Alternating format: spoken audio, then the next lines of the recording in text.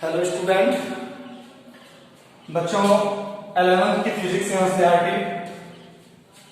आज की वीडियो में मेजरमेंट चैप्टर मापन और मात्रक। मेजरमेंट क्या है, मापन के बारे में हम लोग आज अध्ययन करेंगे।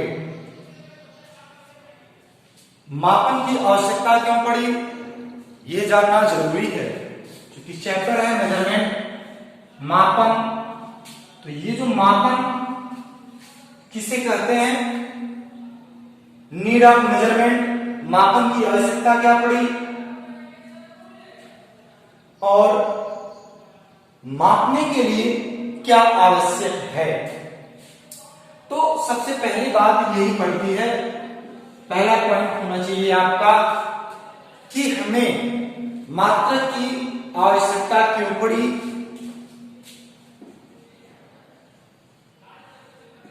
नीड ऑफ मेजरमेंट,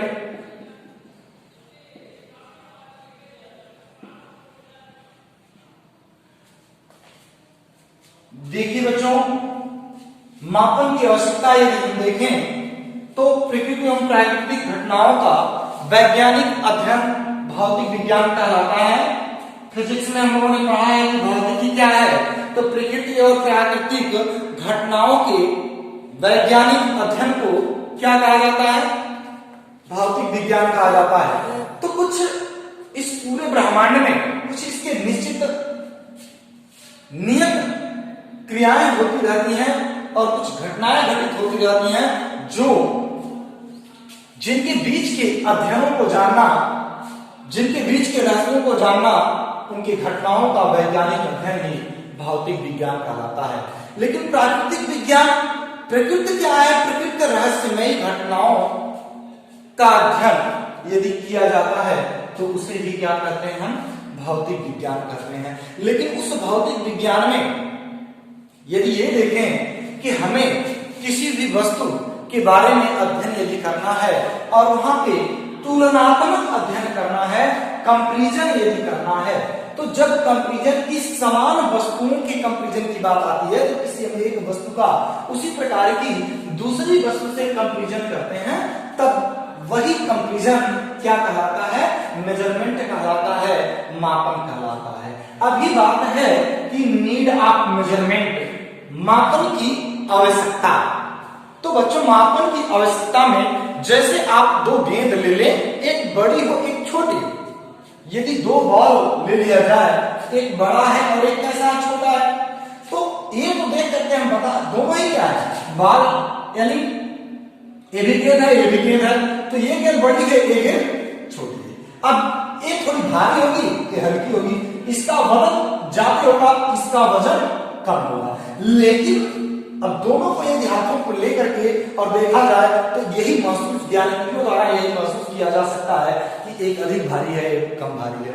लेकिन अब अगर दोनों में ही थोड़ी सी असमानता हो, तब दोनों में से कौन सी भारी है, कौन हल्की है, ये कंपैरिजन करना हमारे लिए, आपके लिए कठिन हो जाता है। और निश्चित सर्टेन इन दोनों में क्या डिफरेंस है, ये बताने के लिए हमारे पास कोई ऐसी उपयुक्त फार्मूला नहीं था या ऐसा कोई उपयुक्त मेजरमेंट करने की इकाई, यूनिट नहीं थी कि जिसके द्वारा हम बता सकें कि यह इससे कितना अधिक और कितना यह उससे कम है। और भी देखा जाए, यदि हम अपने हाथ में दो, एक अधिक गर्म और एक उससे कम गर्म की वस्तु को लें, तो दोनों में से किसका ताप कितना है ये हम नहीं बता सकते। केवल इतना ही बताया जा सकता है कि एक का ताप अधिक है, दूसरे का ताप कम है। मतलब दो छड़े ले ली जाए, एक आपकी अधिक हीट हो और एक कम हीट हो। दूसरी चीज, इसकी लंबाई कितनी है, इसकी लंबाई कितनी है, ये बताया जा सकता है कि यह उसका दुगना लंबा है, यह उससे थोड़ा सा लंबा है, यह उससे अधिक मोटा है, वह उससे पतला है। लेकिन कितना पतला है, कितना मोटा है, इसके बारे में जानना हमारे लिए असंभव है। तो ऐसी बहुत सी समस्याएं, जटिल समस्याएं आई हम लोगों के सामने। यही नहीं, पहले के समय में जब अनाज जिस समय मेजरमेंट प्रणाली, मापन की प्रणाली जो थी, जो मेजरमेंट सिस्टम था, जो इसकी पद्धतियां थी, जब यह विकसित के विकासशील भी नहीं थी जिस समय, उस समय की यदि बात करें तो वहां पे अनाज को लोग बोरियों से नापा करते थे। 1 बोरी 2 बोरी, बड़े बड़े पात्रों से मापा जाया करता था। तो लंबाई नापनी थी तो उसे हाथ से नापा करते थे लोग, पांव से नापा करते थे। यदि कुछ कम डिस्टेंस की वस्तु है तो उसे उंगलियों से भी नापा करते थे। लेकिन आज के समय में, यानी उस समय नीड ऑफ मेजरमेंट, यानी उस समय त्रुटियां हो जाती थी इस प्रकार के मेजरमेंट में, एक सर्टेन में मेजरमेंट नहीं किया जा सकता था, वस्तुएं कम या अधिक हो जाती थी, जिसकी वजह से हमें एक मापन की आवश्यकता पड़ी, एक निश्चित प्रणालियों की आवश्यकता पड़ी, एक मात्रक की आवश्यकता पड़ी कि जिसके द्वारा किसी भी वस्तु का मेजरमेंट करने में कोई भी त्रुटि न हो। इसके लिए बच्चों यहां पे मापन की आवश्यकता पड़ी। तो मापन क्या है? किसी भी भौतिक राशि का उसी राशि से तुलना करना, उस राशि से तुलना करना या उस राशि के मात्रक से तुलना करने की क्रिया को हम क्या कहते हैं, या तुलना ही मेजरमेंट कहलाता है। ओनली मेजरमेंट क्या है बच्चों? ओनली मेजरमेंट आपका कि किसी वस्तु का उसके मात्रक से तुलना ही मापन कहलाता है। तो कहेंगे सर मात्रक क्या है? किसी भी भौतिक राशि को मापने के लिए एक निश्चित मापन को एक नाम दे दिया जाता है, जिसे उस भौतिक राशि का मात्रक कहते हैं। यानी किसी भी भौतिक राशि को मापने के लिए एक निश्चित मानक मान लिया जाता है, निश्चित परिमाण का मानक मान लिया जाता है, जिसे उस भौतिक राशि का क्या कहते हैं? मात्रक। और किसी भौतिक राशि के मात्रक से उस राशि का तुलना करना ही क्या कहलाता है? मापन कहलाता है। क्या कहलाता है? मापन। मापन क्या है? तुलना। यानी तुलना किससे? यानी उसी वस्तु की उसके मात्रक से तुलना क्या कहलाती है? मापन कहलाती है। जैसे इतनी बड़ी कोई वस्तु है और इसकी लंबाई को हमें क्या करना है? मापना है। तो लंबाई का जो मानक माना गया, जिसे हम मात्रक कहते हैं, वो मीटर। क्या माना गया? मीटर माना गया। मीटर क्या है? एक किसी भौतिक राशि का, कौन सी भौतिक राशि? लंबाई भौतिक राशि का निश्चित एक मानक मान लिया गया, जिसे उस भौतिक राशि का मात्रक कहते हैं। क्या कहते हैं? ये कोई राशि है। क्या है बच्चों? ये आपकी क्वांटिटीज है। एक क्वांटिटीज है, कौन सी है? लेंथ है आपकी। अब इसका क्या एक मानक, सर्टेन मानक, स्टैंडर्ड्स यूनिट मान, स्टैंडर्ड्स मान लिया गया। क्या माना गया? मीटर को। तो मीटर ही इसका क्या हो गया? मात्रक हो गया। अब किसी भी भौतिक राशि का इस मात्रक से तुलना करना ही क्या? किसी भी भौतिक राशि का उसी के मात्रक, ध्यान दीजिएगा, किसी भी भौतिक राशि का उसी के मात्रक से तुलना करना ही कहलाता है मापन कहलाता है। यूनिट क्या है? किसी भी भौतिक राशि के मात्रक, किसी भी भौतिक राशि के मात्रक जो माने जा रहे हैं, यानी उस भौतिक राशि का जो मानक मान लिया गया। ध्यान सुनिएगा, किसी भी भौतिक राशि को मापने के लिए जो मानक निर्धारित किया गया है, उसे उस भौतिक राशि का मात्रक कहते हैं। तो बच्चों इसके बाद में अब बात आती है कि मात्रक को लिखा कैसे जाए, यानी मात्रक को लिखने की विधि क्या है। लेकिन मात्रकों की विधि लिखने से पहले हम एक चीज बताएं आपको। मात्रक आपने जान लिया, मात्रक में इंपॉर्टेंट पॉइंट होता है एक न्यूमेरिकल वैल्यू। न्यूमेरिकल वैल्यू क्या होती है? जैसे यहां पे हम लिखते हैं 5 मीटर, तो ये मीटर क्या है? लंबाई का मात्रक है। किसका? Unit of length.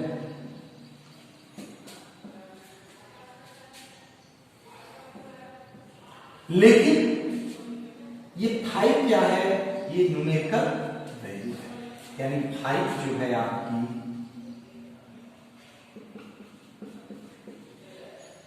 Numerical value है।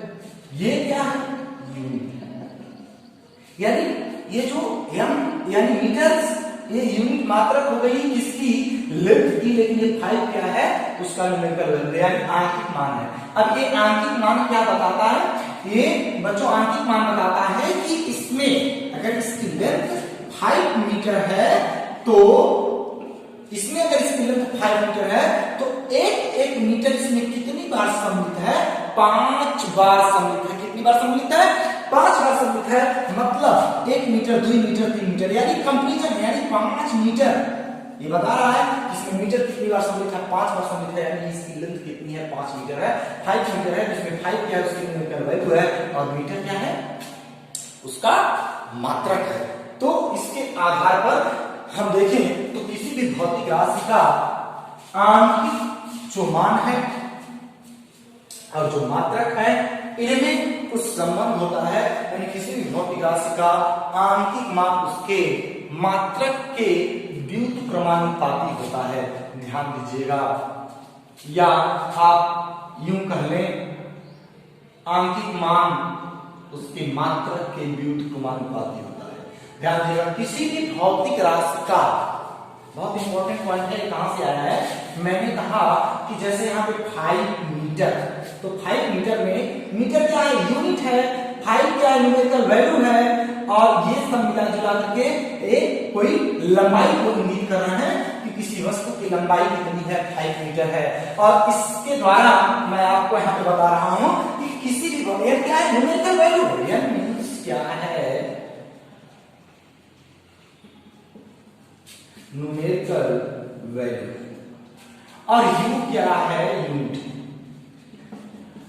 यदि किसी भी भौतिक राशि का जो न्यूमेरिकल वैल्यू है वह उस भौतिक राशि के यूनिट के क्या होता है, इनवर्सियल प्रोपोर्शनल यानी व्युत्क्रमानुपाती होता है।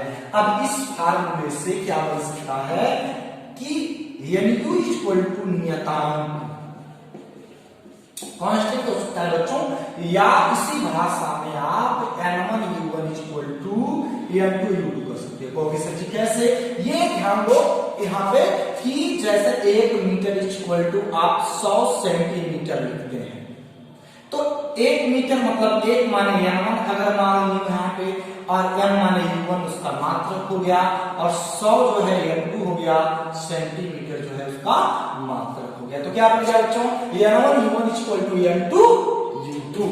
अब इसके बाद में कैरेक्टर्स ऑफ यूनिट, मात्रक की विशेषताएं क्या होती हैं, मात्रक के गुण क्या है, या प्रॉपर्टीज ऑफ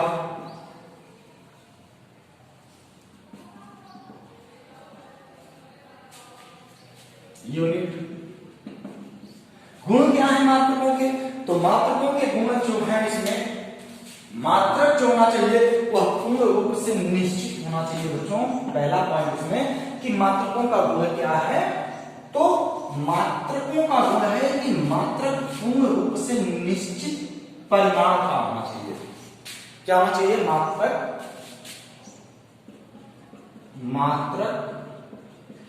पूर्ण रूप से निश्चित परिमाण का होना चाहिए।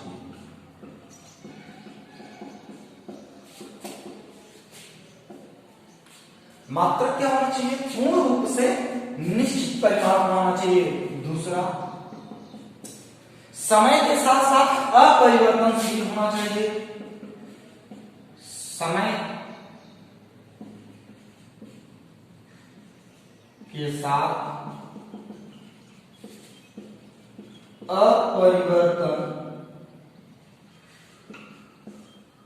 अपरिवर्तनशील होना चाहिए।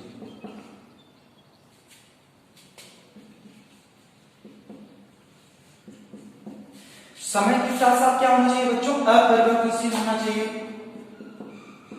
तीसरा पॉइंट, यानी मात्रक के गुण, जो मात्रक जो भी हम ज्ञात करेंगे या जो भी मात्रक इंटरनेशनल सिस्टम के द्वारा स्वीकृत किया गया है उस मात्रक को कैसा होना चाहिए, उस मात्रक को समय पर सभी स्थानों के लिए क्या होना चाहिए, अपरिवर्तनशील। ये नहीं है कि आज हम वस्तु के मात्रक को यहाँ पे रखे हैं और कल वहां पर लेकर के, जैसे 1 किलोग्राम द्रव्यमान है यहाँ पे, वह 1 किलोग्राम की सही मेजरमेंट हमें मिल रही है, लेकिन यहाँ से उठा करके अगर किसी अन्य स्थान पर लेकर के जाते हैं किलोग्राम को, तब वहां के किलोग्राम में यहाँ के किलोग्राम के मान में यदि अंतर आ जाता है तो उसके मान में क्या हो गया, परिवर्तन हो गया। यानी समय के साथ उसके मान में कोई भी परिवर्तन बच्चों नहीं होना चाहिए।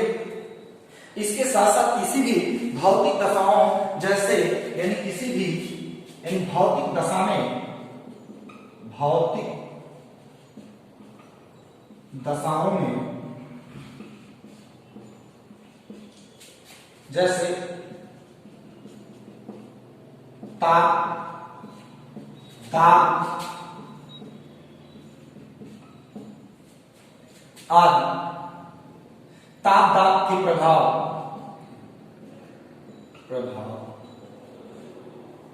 से परिवर्तित ना हो,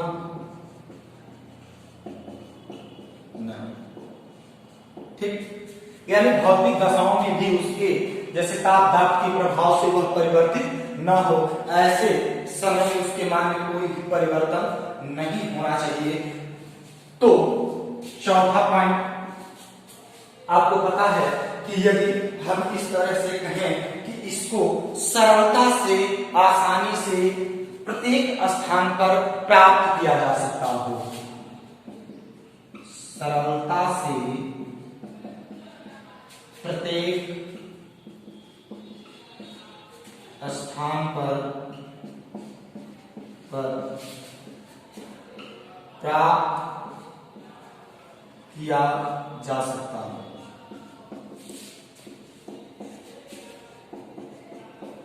इन सरलता से इसको प्रत्येक स्थान पर प्राप्त किया जा सकता हो, ऐसा न हो कि किसी दूसरे स्थान पर जाने पर वह मात्रक हमें आसानी से, सुगमता से प्राप्त न हो, अधिक कठिनाई हो।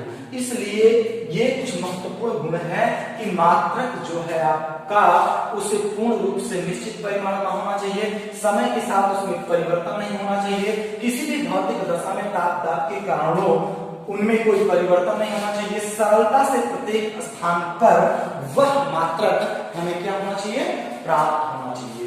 अब law of writing a unit, मात्रकों को लिखा कैसे जाता है ये हम जान लें बच्चों।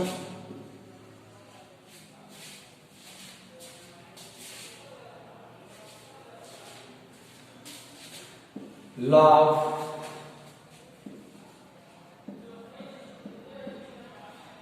राइटिंग ए यूनिट,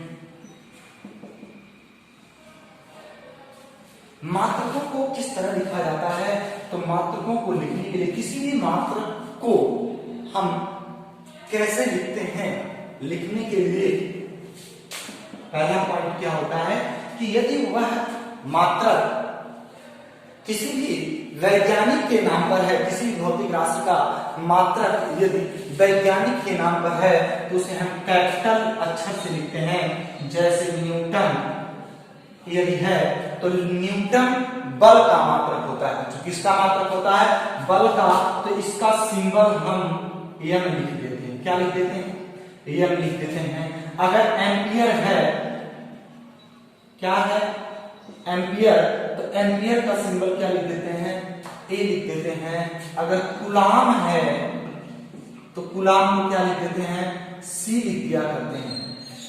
तो इस तरह से यदि किसी भी मात्रक जो है वह किसी वैज्ञानिक के नाम पर है तो उसे हम कैपिटल अक्षर से लिखते हैं, लिखने का तरीका है।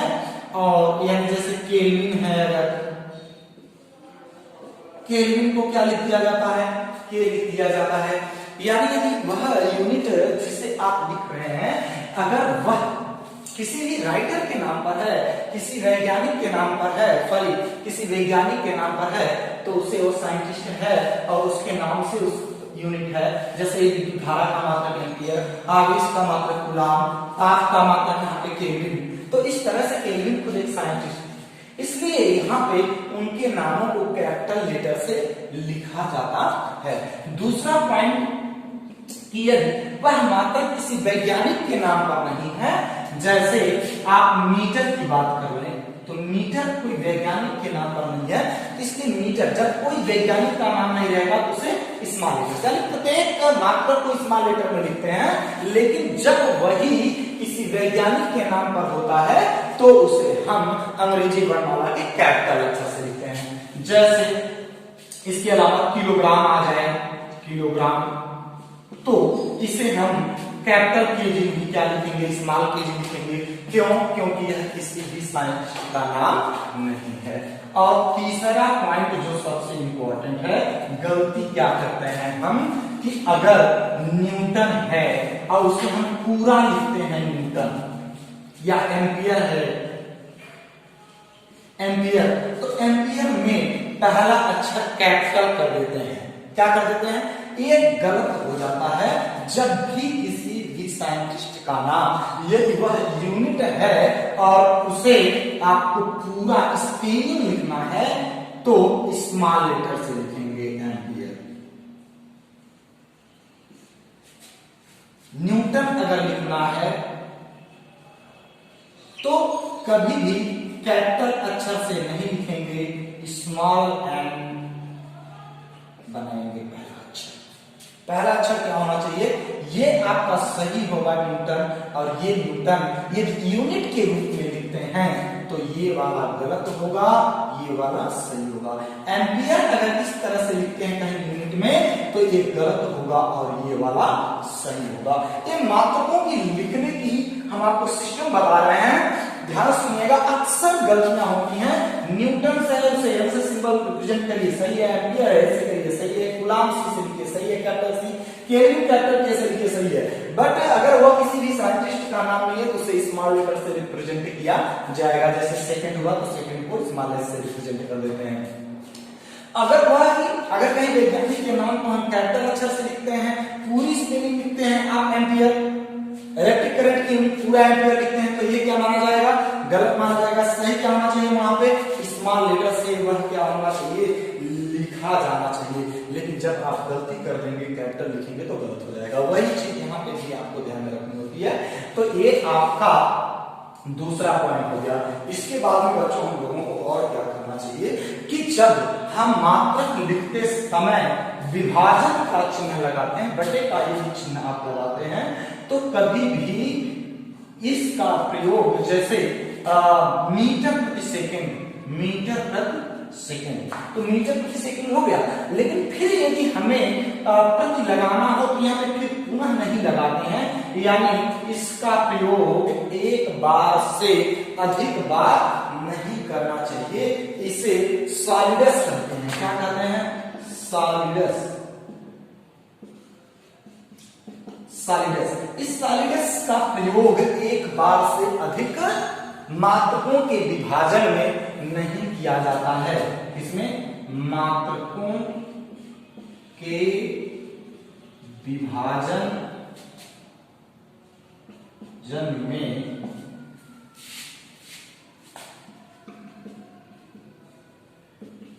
सॉलिडस का प्रयोग एक से अधिक बार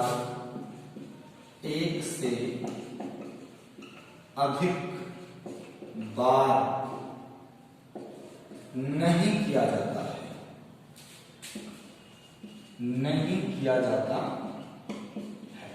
ठीक, यानी एक से अधिक बार नहीं। अगर एक से अधिक बार लिखना है तो केवल एक सॉलिडस का प्रयोग करके उसके नीचे इनटू गुणे के रूप में सबको लिख दीजिए, या उसी को इनवर्स के टर्म में लिख दीजिए, तो वो सही हो जाता है।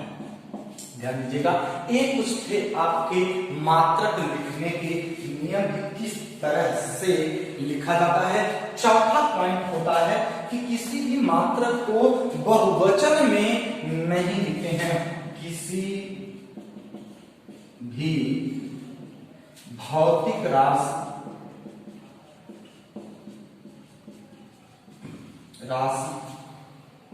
की, यानी किसी भी भौतिक फिजिकल क्वांटिटी अगर है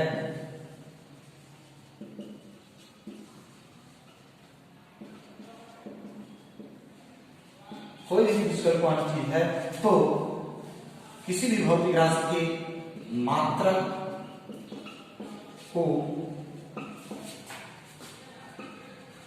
वह वचन के रूप में नहीं लिखा जाता है।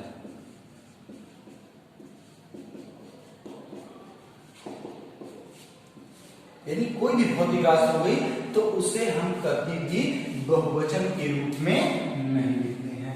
पांचवा पॉइंट क्या है कि अधिकांश देखा जाता है कि किसी वस्तु की लंबाई 5 मीटर है तो वहां पे फुल स्टॉप लगा देते हैं। फुल स्टॉप कभी भी किसी भी मात्रक के अंत में नहीं लगाया जाता है। जैसे 4 किलोग्राम तो बिंदी लगा देते हैं। ये लगाने फुल स्टॉप लगाने का कोई भी मतलब ये गलत है, कभी भी इस तरह नहीं लिखा जाता है। हम इसे केवल 4 किलोग्राम ही लिखते हैं। तो इस बात का ध्यान दीजिएगा कि कभी भी जैसे 5 सेंटीमीटर कहीं लिख दिया आपने तो ऐसे कर दिया, तो इस तरह से कभी भी किसी भी मात्रक को फुल स्टॉप का प्रयोग करके नहीं लिखा जाता है। तो यहाँ पे 5 तरह बताए गए कि कौन कौन सी गलतियां आप कर सकते हैं, किस तरह से किसी भी भौतिक राशि के मात्रक को लिखा जाता है और उसमें सावधानियां क्या क्या रखनी चाहिए, यह आपको भली भांति ज्ञात होना चाहिए। तो इसे नोट कर लें, देख लें।